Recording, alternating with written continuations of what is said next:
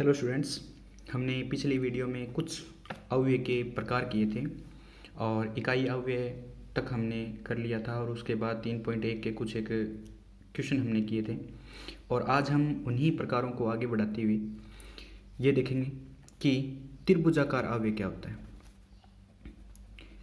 त्रिभुजाकार अव्यय में स्टूडेंट क्या होता है कि इसमें हमें त्रिभुज जैसी शेप मिलेगी।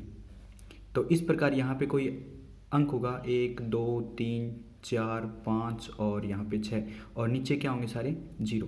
तो इस प्रकार से जो अगर ऊपर त्रिभुज बन रहा हो, अगर दिखने में ऊपर त्रिभुज बन रहा हो तो वो ऊपरी त्रिभुजाकार होता है। भी ऊपरी त्रिभुजाकार, तो त्रिभुजाकार दो प्रकार से होते हैं, एक तो ऊपरी त्रिभुजाकार और एक निम्न त्रिभुजाकार। तो ऊपरी त्रिभुजाकार की जो AIJ रूप होगा तो इस प्रकार से होगा कि इसमें AIJ 0 कब है, जब ये देखो ये हमारा A11 है और ये हमारा A21 है। जब I की वैल्यू J से बड़ी है तब हमारे पास 0 0 प्राप्त हो रहे हैं, क्योंकि ये हमारा A31 है और ये हमारा 32 है। जब I की वैल्यू J से बड़ी है, I की वैल्यू J से बड़ी है, I की वैल्यू J से बड़ी है, तब हमारे पास क्या आ रहा है, अभी 0 प्राप्त हो रहा है। तो I की वैल्यू J से बड़ी होगी तो देखो 0 AIJ 0 कब होगा, जब I की वैल्यू J से बड़ी होगी तब ऊपरी त्रिभुजाकार होगा। तो पहले आओ पहले पाओ ऊपर चले जाओ। तो पहले आओ यानी कि पहली पंक्ति अगर बड़ी है स्तंभ से तो हमारा आंसर 0 होगा। पहले आओ 0 बनो और ऊपर चले जाओ, ये होता है। और निम्न त्रिभुजाकार क्या होगा, भी निम्न त्रिभुजाकार में जब नीचे की ओर त्रिभुज हमारे पास है बनता हो, जैसे 1 2 3 4 5 6, तो इस प्रकार नीचे की ओर त्रिभुज बन रहा है और सारे एंट्री क्या हो रहे हैं 0, तो इसको बोलते हैं निम्न त्रिभुजाकार। निम्न त्रिभुजाकार, तो ये याद रखने के तरीके हैं। तो निम्न त्रिभुजाकार में हमारे पास जो AIJ होगा वो 0 कब बनेगा, इसमें हमारे पास जब 0 हो रहा है तो ये देखो A11 A12 A13 और A23। जब J की वैल्यू बड़ी है, J की वैल्यू बड़ी है, J की वैल्यू बड़ी है, जब I की वैल्यू छोटी है, J की वैल्यू I से बड़ी होगी, तब ये हमारे पास क्या होगा, निम्न त्रिभुजाकार है अव्यय होगा भी। तो इस प्रकार हम देख सकते हैं, जब देखो जो छोटा है, ठीक है, बाद में जो बाद वाली बड़ी वैल्यू होती है जब 0 बनता है, तो बाद में आओ 0 बनाओ और नीचे चले जाओ। इस प्रकार से हम इसको याद रख सकते हैं और नीचे चले जाने का मतलब निम्न त्रिभुजाकार कहलाओ। तो इस प्रकार हम इन दोनों को याद रख सकते हैं कि जो ऊपरी त्रिभुजाकार अव्यय को देखने में जो ऊपर त्रिभुज बन रहा है तो ऊपरी त्रिभुजाकार, नीचे बन रहा है तो निम्न त्रिभुजाकार। अगर AIJ की वैल्यू अगर पंक्ति बड़ी है और स्तंभ से तो वो 0 बन रहा है तब तो ऊपरी है, और अगर पंक्ति छोटी है स्तंभ से तो वो निम्न त्रिभुजाकार है। इस प्रकार से हम याद रख सकते हैं।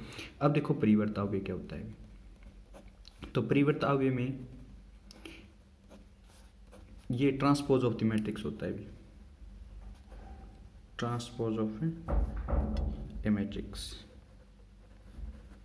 तो इसको T से या डैश से लिख सकते हैं, A ट्रांसपोज या फिर A डैश से भी लिख सकते हैं इसको।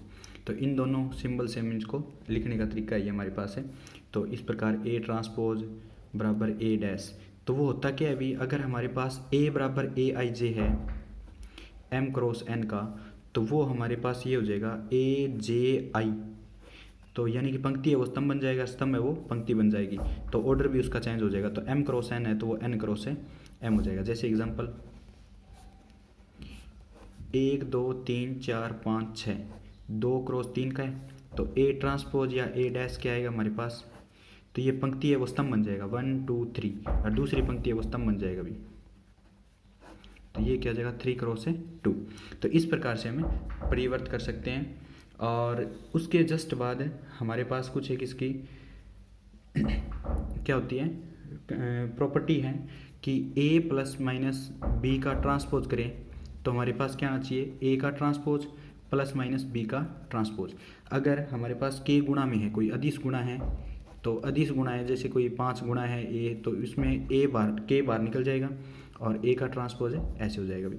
और A प्लस में जैसे कोई, उसके बाद मैं बताऊँ आपको कि कोई वर्गाकार जिनका गुणा है, तो ये यहाँ लिख देता हूँ, लेकिन गुणा अपन ने किया नहीं है अभी तक। तो AB का ट्रांसपोज बराबर क्या आना चाहिए, B ट्रांसपोज A ट्रांसपोज। तो हम ये चीज़ें करेंगे अभी। कि ये प्लस कैसे होता है, गुणा कैसे होता है, ए बी का जो मल्टीप्लाई है वो कैसे होता है, वो अभी ये 3 चीज़ अभी आपको देखनी है एक बार याद रखने के लिए, और अभी करेंगे इनको कि इनका जो एक्चुअल मीन है वो क्या है। तो सममित अव्यय क्या होता है? सममित अव्यय सिमेट्रिक मैट्रिक्स, जो सिमेट्रिक मैट्रिक्स है वो होता है कि सममित अव्यय का मतलब होता है समान शेप, तो ए का ट्रांसपोज करने में भी ए आ जाए तो वो क्या हो जाएगा, सममित हो जाएगा, ठीक है भी। और विषममित क्या होता है?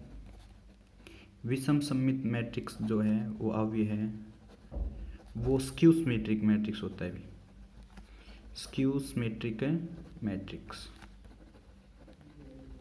अगर ए ट्रांसपोज करने पे माइनस ए के बराबर आता है तो वो क्या हो जाएगा भी, हमारा स्क्यू सिमेट्रिक मैट्रिक्स हो जाएगा, विषम सममित मैट्रिक्स हो जाएगा। इस प्रकार से हम इसको देखेंगे। तो ए बराबर 1 2 है, यहाँ पे 3 है और यहाँ पे 3 है। तो देखो इसको याद रखने के लिए, सममित को याद रखने के लिए हम क्या करेंगे,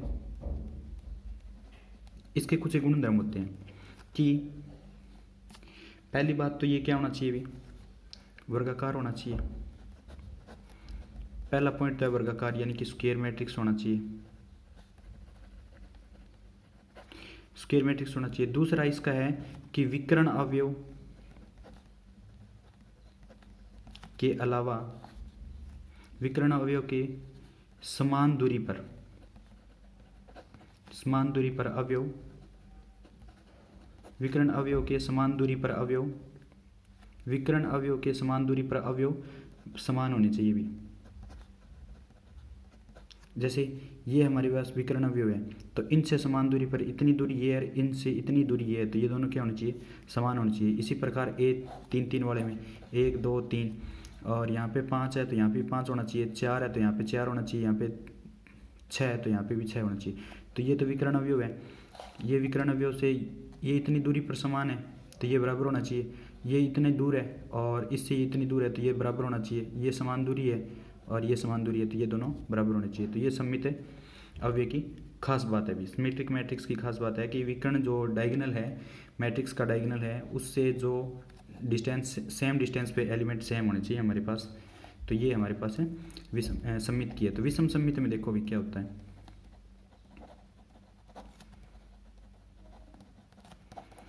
स्क्यू सिमेट्रिक। इसकी भी 2 खास बातें हैं, एक तो वर्गाकार होना चाहिए, क्या होना चाहिए, वर्गाकार होना चाहिए। और दूसरा क्या है भी, यानी कि स्क्वायर मैट्रिक्स होना चाहिए। और दूसरा है जो डायगोनल विकर्ण अवयव हैं, विकर्ण अवयव हमेशा 0 होने चाहिए भी, 0 या काल्पनिक। तो वास्तविक में तो 0 ही होने चाहिए, ठीक है। तो वास्तविक में तो 0 ही होने चाहिए, तो वास्तविक है या वास्तविक में तो 0 ही होनी चाहिए, और काल्पनिक हो तो कोई बात नहीं आती है, ठीक है। तो ये क्या होगा, विकर्ण अवयव हमेशा 0 होने चाहिए। और तीसरी कंडीशन है कि विकर्ण से समान दूरी पर अवयव के चिन्ह विपरीत होने चाहिए भी, के चिन्ह विपरीत हो। तो जो विकर्ण से समान दूरी पर अवयव है उनके चिन्ह क्या होने चाहिए भी, विपरीत होने चाहिए। एक प्लस है तो दूसरा क्या होना चाहिए, माइनस होना चाहिए। एग्जाम्पल से देखें, एग्जाम्पल क्या कहता है कि a बराबर 0 0, यहाँ पे 5 है तो यहाँ पे -5 होना चाहिए भी।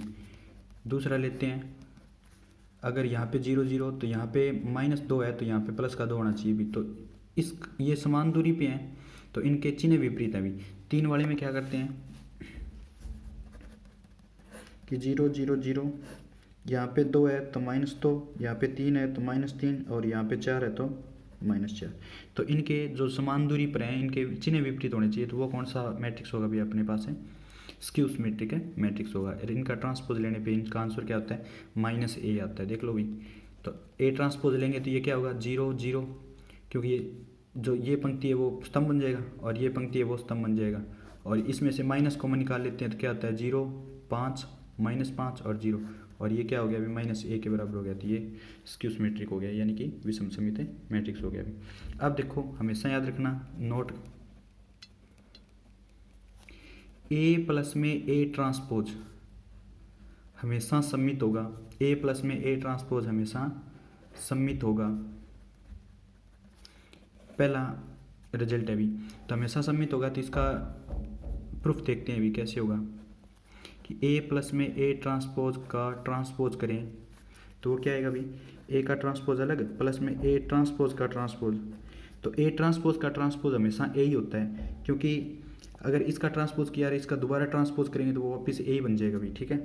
तो ये क्या हो जाएगा ए ट्रांसपोज प्लस में ए, और ये क्या होता है अभी क्रम विनिमय की प्रॉपर्टी होती है प्लस में, तो ए आगे आ जाएगा और ए प्लस में ट्रांसपोज, इसका ट्रांसपोज करने पे यही सेम आ गया, तो we know that A transpose करने पे ए ही आ जाता है, तो वो सम्मित होता है अभी। तो यहाँ ए प्लस में ए ट्रांसपोज क्या हो गया अभी, एक सम्मित हो गया, सम्मित अवयव है, यानी कि सिमेट्रिक मैट्रिक्स है, ठीक है भाई। तो इस प्रकार दूसरा रिजल्ट क्या कहता है कि ए माइनस में ए ट्रांसपोज हमेशा क्या होगा, विषम सम्मित होगा अभी।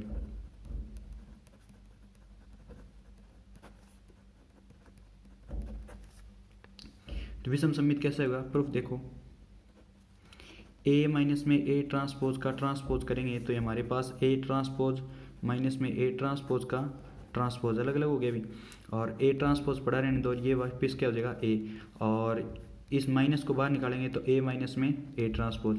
जब किसी का ट्रांसपोज करने पे माइनस सेम आता है तो वो क्या हो जाता है अभी, विषम समित होता है, ए ट्रांसपोज बराबर माइनस ए आ जाता है हमारे पास है, तो वो क्या हो जाता है यहाँ ए माइनस में ए ट्रांसपोज विषम समित है, यानी कि स्क्यू सिमेट्रिक है अभी,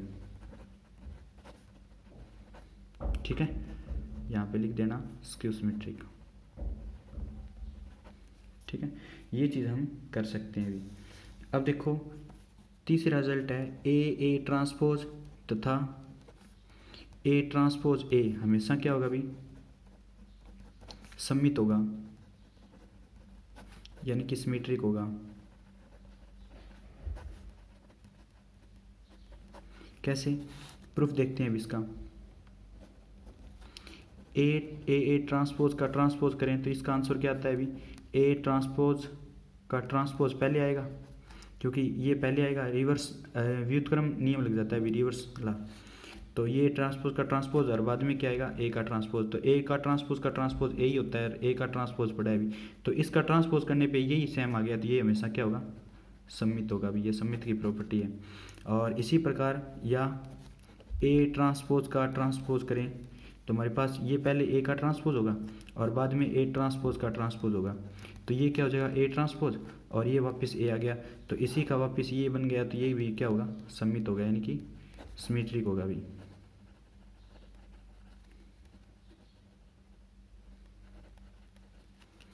ठीक है। तो इस प्रकार से हमें इनको कर सकते हैं अभी। ये कुछ एक रिजल्ट थे हमारे पास, और ये चौथा रिजल्ट तो इम्पोर्टेंट था जो हर जगह काम आया अभी अपने पास। तो ए ट्रांसपोज का ट्रांसपोज क्या हुआ हमारे पास है ए, तो एग्जांपल देख लेना, ए बराबर क्या है 1 2 3 और 3 है जैसे, या फिर 5 ले लो, चाहे यहाँ तो कुछ भी ले लो। तो ए का ट्रांसपोज करोगे तो ये वो क्या आएगा अभी, पहली पंक्ति स्तंभ बन जाएगी और दूसरी पंक्ति दूसरा स्तंभ बन जाएगी। अब इसका ए ट्रांसपोज का ट्रांसपोज करें तो ये पहली पंक्ति स्तंभ बन जाएगी और दूसरी पंक्ति स्तंभ बन जाएगी दूसरा, तो ये चीज़ क्या है अभी, दोनों बराबर है, तो हम क्या कह सकते हैं, ए ट्रांसपोज का ट्रांसपोज किसके बराबर है, ए के बराबर है। तो इस प्रकार से हमने ये प्रॉपर्टी कर ली भी, और उसके बाद कुछ जो अव्यय हैं वो अलग हैं, कि एक तो होता है लंबिक अव्यय, लंबिक अव्यय, उसको ऑर्थोगोनल मैट्रिक्स भी बोलते हैं। ऑर्थोगोनल मैट्रिक्स, ऑर्थोगोनल मैट्रिक्स की खास बात क्या होती है कि ए ट्रांसपोज होता है वो आई के बराबर होना चाहिए, तो ए ट्रांसपोज का मान आई के बराबर होना चाहिए, या फिर ए ट्रांसपोज ए का मान किसके बराबर होना चाहिए, आई के बराबर होना चाहिए।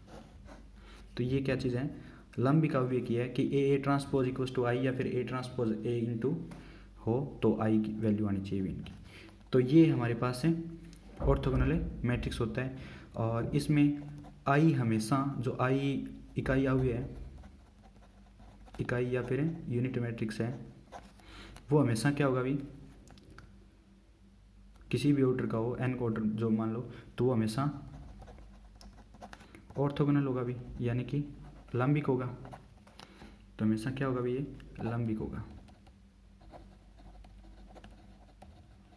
और दूसरा इसका जो खास बात होती है, तो इसके एक पंक्ति या स्तंभ, कोई भी पंक्ति या कोई स्तंभ के अवयवों के वर्ग का योग बराबर 1 होता है भी। तो किसी पंक्ति या स्तंभ के अवयवों के वर्ग का योग 1 होगा। और दो पंक्ति या स्तंभ के अवयवों का गुणन का योग वो क्या होगा भी, 0 होगा। ये याद रखना। तो एग्जाम्पल से समझते हैं कैसे। ये याद रखना, लंबिक अवयव इंपॉर्टेंट है एनडीए की दृष्टि से। तो एनडीए में इसका क्वेश्चन पूछा जाता है भी, ठीक है। ऑर्थोगोनल मैट्रिक्स यानी कि लंबिक मैट्रिक्स जो A transpose equal to I होता है, और A transpose A equal to में भी आई ले सकते हैं। इकाई अवयव हमेशा क्या होता है, लंबिक अवयव होता है। एक पंक्ति या एक स्तंभ के अवयवों के वर्गों का योग क्या होगा, 1। और दो पंक्ति या दो स्तंभ के जो अवयवों के गुणन का योग होगा वो क्या होगा, 0 होगा। इस प्रकार से हम इसको याद रख सकते हैं भी, ठीक है। और इसकी पहचान देखो क्या होती है। जैसे कोई भी मैट्रिक्स मान लिया अपन ने, ए बराबर कोस थीटा साइन थीटा, और यहाँ पे क्या आएगा भी, माइनस साइन थीटा, और यहाँ पे क्या आएगा, कोस थीटा। ये फेमस एग्जाम्पल है भी इसका। तो अब देखो हमने क्या किया था कि एक पंक्ति, तो जैसे पहली पंक्ति है तो इसके स्क्वायर का जोड़ करेंगे, तो इसका भी स्क्वायर जोड़ करेंगे तो आंसर क्या आ रहा है, 1। और इन दोनों पंक्तियों का गुणन करके देखें तो आंसर क्या आ रहा है अभी, माइनस कोस थीटा और साइन थीटा। और ये क्या आ जाएगा अभी जोड़ में, साइन थीटा और कोस थीटा, और इसका जोड़ क्या आ रहा है, 0। तो हमने ये दोनों कंडीशन देख ली भी, और इससे ही हम कह सकते हैं कि ये ए, यहाँ ए लंबिक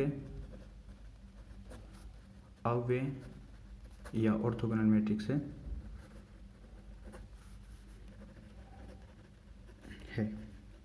तो इस प्रकार से हम कह सकते हैं इसको। अब उसके बाद जो एक एक अवयव होता है वो क्या होता है भी, एक एक अवयव या यूनिटरी मैट्रिक्स ये भी पूछ लिया जाता है भी। तो इसमें ए थीटा बराबर ए थीटा ए और बराबर क्या होता है, आई। ये थीटा का मतलब है कि यहाँ पे कॉम्प्लेक्स कंजुगेट यानी कि संयुग्मी परिवर्त होता है, ये परिवर्त संयुग्मी होता है। तो थीटा का मीनिंग होता है यहाँ पे कॉम्प्लेक्स कंजुगेट। ये एनडीए आईआईटी इनकी दृष्टि से इंपॉर्टेंट टॉपिक्स हैं। तो और थीटा का मतलब होता है कॉम्प्लेक्स कंजुगेट, यानी हिंदी में इसको बोलते हैं परिवर्त संयुग्मी। आपने 11वीं क्लास की 5वीं प्रश्नावली में जो कंजुगेट है यानी संयुग्मी लिया था कि जो आयोटा है वो माइनस आयोटा हो जाता है। जैसे आयोटा का संयुग्मी लेते हैं तो वो माइनस आयोटा हो जाता है। इस प्रकार से हमने संयुग्मी लिया था भी, ठीक है। संयुग्मी यानी कि कंजुगेट लिया था। तो इसी प्रकार ये थीटा जो कॉम्प्लेक्स कंजुगेट होता है वो इस प्रकार होता है कि आपके पास ए बराबर आयोटा, 2 आयोटा, 3 आयोटा और 4 आयोटा हो, तो उसका अगर हम ए थीटा लेना चाहते हैं तो ए थीटा का मतलब होता है ए का ट्रांसपोज और इसका बार, या फिर ए का बार करके ट्रांसपोज कर दो, एक ही बात है, ठीक है। तो पहले क्या करोगे, परिवर्त करोगे, तो जो पंक्ति है वो स्तंभ बन जाएगा। तो ये क्या हो जाएगा अभी, आयोटा, 2 आयोटा, और जो पंक्ति है वो स्तंभ बन जाएगा, 3 आयोटा और 4 आयोटा। तो ट्रांसपोज हो गया, तो इसका संयुग्मी लेना बाकी है। तो संयुग्मी लेंगे तो हम क्या करेंगे भी, जो आयोटा होता है वो माइनस होता है, तो माइनस आयोटा, माइनस का 3 आयोटा, माइनस का 2 आयोटा और माइनस का 4 आयोटा। इस प्रकार से हम इसको कर सकते हैं। ये हमारा ए थीटा हो गया कॉम्प्लेक्स कंजुगेट। ठीक है भी, तो इस प्रकार हम कर सकते हैं इनको। और उसके बाद जो हमारे पास जो इम्पोर्टेंट है वो सामान्य या नॉर्मल मैट्रिक्स कह सकते हैं इसको, नॉर्मल मैट्रिक्स। नॉर्मल मैट्रिक्स में ए ट्रांसपोज बराबर ए ट्रांसपोज ए होता है अभी, यानी कि सामान्य अवयव, तो उसको हम ऐसे पढ़ सकते हैं। जो नॉर्मल मैट्रिक्स है ए ट्रांसपोज इक्वल्स टू में, तो ए ट्रांसपोज ए। तो इस प्रकार कुछ एक और भी इम्पोर्टेंट मैट्रिक्स की टाइप्स हैं, वो हम बाद में देखेंगे जब किसी कंपटीशन एग्ज़ाम की वीडियो बनाएंगे। तो इतने में ये कवर है अभी। तो हमारे पास कॉम्प्लेक्स कंजुगेट तक ही पूछा जा सकता है। अगर एनडीए वगैरह में अभी कुछ एग्ज़ाम में ये पूछे जा रहे हैं, तो हम जहाँ तक नॉलेज था हमारा तो वो हमने कर लिया अभी। तो उसके बाद हम क्या कह सकते हैं कि क्वेश्चनों में किस प्रकार से सक्रियाएं लगेगी। तो अव्यय की जो सक्रियाएं हैं, क्योंकि इस क्रियाओं के बिना हम अव्यय को अधूरा मानते हैं, जो हमारा मैट्रिक्स है वो उस क्रियाओं के बिना, यानी operation on matrix, operations on matrix. जैसे सबसे पहले योग का, यानी कि एडिशन। तो एडिशन की दो खास बात होती है कि एक तो कोटि यानी कि क्रम, ऑर्डर सेम हो भाई, दोनों का क्या होना चाहिए, ऑर्डर कोटि या जो ऑर्डर है वो सेम होना चाहिए, यानी कि समान हो। और दूसरा है कि जो संगत अवयव हैं, संगत अवयव यानी कि कोरस्पॉन्डिंग एलिमेंट ही ऐड होंगे भी। संगत अवयवों का योग यानी कोरस्पॉन्डिंग एलिमेंट का जोड़। तो देखो कैसे, माना कि ए बराबर 1 2 3 4 और बी बराबर 0 1 1 0। तो इनके कोटि समान है भी, ऑर्डर समान है। और ए प्लस बी करेंगे तो इनके संगत अवयव A11 है वो B11 में जुड़ेगा, तो 1 और प्लस में 0, ये 2 और 1 जुड़ेगा भी, ठीक है। और 3 और 1 जुड़ेगा और 4 और 0 जुड़ेगा। तो इस प्रकार इनका जो C बनेगा उसका भी ऑर्डर सेम आएगा भी, तो 2 क्रॉस 2 ही आएगा। इन दोनों का जो ऑर्डर होता है वही C का ऑर्डर होता है, यानी C बराबर A प्लस बी मान लिया।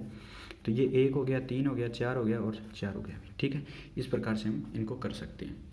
अब उसके बाद घटाव में सेम प्रोसेस होता है भी, यानी कि व्यवकलन। व्यवकलन में हम क्या करेंगे, सब्ट्रैक्शन।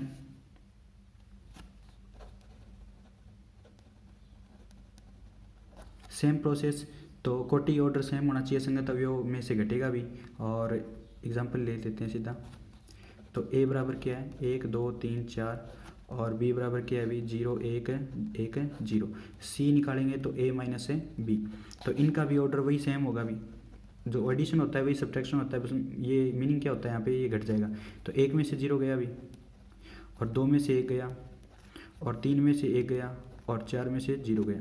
तो आंसर क्या आएगा अभी हमारे पास, 1 1 और 2 4, ये आंसर है हमारे पास, रिमेनिंग बचेगा अभी। और अब देखो 3 नंबर क्या कर रहे हैं, गुणन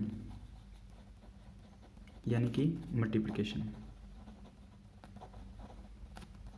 मल्टीप्लिकेशन में सबसे पहले हम पढ़ेंगे कि ए और बी का मल्टीप्लाई कैसे होता है। तो देखो भी, ए और बी का मल्टीप्लाई करने का अस्तित्व होता है भी। तो अस्तित्व कैसे होगा कि ए और बी यहाँ लिखेंगे, इसका m क्रॉस n और n क्रॉस है p। अगर इसकी स्तंभ और इसकी पंक्ति बराबर है, क्योंकि गुणन क्या होता है, लड़ाई होती है, और ए और बी की लड़ाई करवाएं तो जो बराबरी में टक्कर होगी वही इसमें देखने लायक होगी। तो हम बस याद रखने का तरीका है कि इसका स्तंभ इसकी पंक्ति, जो पहले मैट्रिक्स लिखा हुआ है उसका स्तंभ, पहले का स्तंभ दूसरे का पंक्ति बराबर होगा, तो हमारे पास जो सी बनेगा उसका ऑर्डर m क्रॉस है p आएगा भी। तो एक ए बी का जो वैल्यू आएगा वो सी के बराबर m क्रॉस है p आएगा, ठीक है भी। तो इस प्रकार से हम अस्तित्व तभी होगा जब पहले, देखो गुणन का अस्तित्व क्या होता है, अस्तित्व पहले का स्तंभ बराबर होना चाहिए दूसरे की पंक्ति। ये क्या हो गया अभी, फर्स्ट का कॉलम यहाँ लिख देना, फर्स्ट कॉलम और सेकंड रो दोनों की बराबर होंगी, तभी इनका क्या होगा अभी, अस्तित्व होनी यानी कि एग्जिस्टेंस होगी, एग्जिस्टेंस। ठीक है भाई,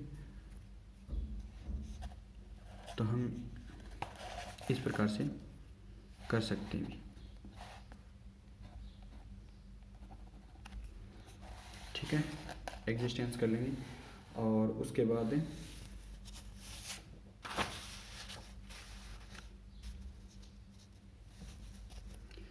गुणन में एक एग्जांपल लेते हैं कि a बराबर 1 2 3 4 2 क्रॉस 2 का है। b लेते हैं 1 0 0 1 2 क्रॉस 2 का। बिल्कुल a और b के जो इसका स्तंभ और इसकी पंक्ति बराबर है, तो ए बी भी अस्तित्व में होगा और बी ए भी अस्तित्व में होगा। तो ए बी में पहले a है 1 2 3 4 और b में 1 0 0 1। तब हम क्या करते हैं कि इसकी पंक्ति इसके स्तंभ के साथ गुणा करेगी और फिर एडिशन होगा, क्योंकि इसमें था क्या कि जो इसका स्तंभ और इसकी पंक्ति बराबर होती है, इसका स्तंभ और इसकी पंक्ति बराबर होती है, तब गुणा किसकी होती है भाई, इसकी पंक्ति की और इसके स्तंभ की होती है। तो इसकी पंक्ति और इसके स्तंभ की गुणा होती है, तो 1 की गुणा 1 के साथ प्लस में 2 की गुणा 0 के साथ, 1 की गुणा अब दूसरे के साथ, तो 1 की गुणा 0 के साथ और 2 की गुणा 1 के साथ। और यहाँ से भी इसकी पंक्ति की गुणा इसके स्तंभ से करेंगे तो 3 और 4 की गुणा 0 के साथ 0, 3 की गुणा 0 के साथ 0 और 4 की गुणा 1 के साथ है 4। तो ये हमारे पास रिजल्ट आएगा भाई 1 2 3 4 और ये हमारे पास 2 क्रॉस 2 का मैट्रिक्स मिल गया। तो इसी प्रकार बी ए करेंगे तो बी में सबसे पहले क्या होगा 1 0 0 1 और ए में क्या होगा 1 2 3 4। तो इसकी पंक्ति और इसका स्तंभ की गुणा कराएंगे तो 1 की गुणा 1 के साथ और 0 की 3 के साथ 0, 1 की गुणा 2 के साथ और 0 की गुणा 4 के साथ 0, 0 की गुणा 1 के साथ 0, 1 की गुणा 3 के साथ, 0 की गुणा 2 के साथ 0 और 1 की गुणा 4 के साथ। तो हमारे पास ये क्या है 1 2 3 4, 2 क्रॉस 2 का। तो इस प्रकार से हम करेंगे। अब देखो कई बच्चे कंफ्यूज होते हैं, दूसरा एग्जांपल करते हैं a बराबर 1 2 और b बराबर है हमारे पास ये क्या हुआ 1 क्रॉस 2 का और ये हुआ 2 1 2 क्रॉस 1 का। तो अब देखो कि ये इसकी स्तंभ और इसकी पंक्ति बराबर है ना, बस यही चाहिए। तो a क्रॉस b हमारे पास सेट बैठेगा तो 1 2 2 1। तो देखो इसकी पंक्ति की इसके स्तंभ के साथ गुणा होगी तो अपने पास जो आंसर आ रहा है वो 1 क्रॉस 1 का ही आएगा। तो 1 क्रॉस 1 का मतलब 1 ही अवयव आएगा। तो 1 की गुणा 2 के साथ तो 2 और 2 की गुणा 1 के साथ तो 2। तो ये आंसर क्या होगा अभी 4 एलिमेंट आया बस एक ही। ठीक है, अब देखो अगर बी ए की गुणा करेंगे तो बी तो पहले आएगा यानी कि 2 1 और ए बाद में आएगा 1 2। तो इसका क्या है 2 गुणा में 1 और ये 1 गुणा में 2। तो इसकी स्तंभ और इसकी पंक्ति बराबर है तो इसका जो रिजल्ट आएगा ना वो 2 क्रॉस 2 का आएगा, ये रही। ठीक है, ये चीज़ ध्यान रखने वाली है। तो इसकी गुणा इसके साथ, इसकी पंक्ति और इसका स्तंभ तो 2 एकम 2, इसकी पंक्ति और इसका स्तंभ 2 दूनी 4, इसकी पंक्ति और इसका स्तंभ 1 गुणा में 1, इसकी पंक्ति और इसका स्तंभ तो 1 गुणा में 2 तो 2। तो ये आंसर है अपने पास है ए बी और बी ए दोनों ऐसे मिलेंगे भी। ठीक है, और जहाँ अस्तित्व नहीं होगा तो वहाँ कह देंगे हम कि यहाँ पर अस्तित्व नहीं है। अदिश गुणन क्या होता है?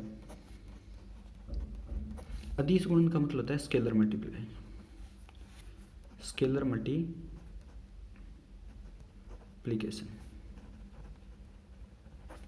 तो मल्टीप्लिकेशन में क्या करेंगे कि ये अदिश का मतलब होता है अद्भुत दिखने वाला शख्स।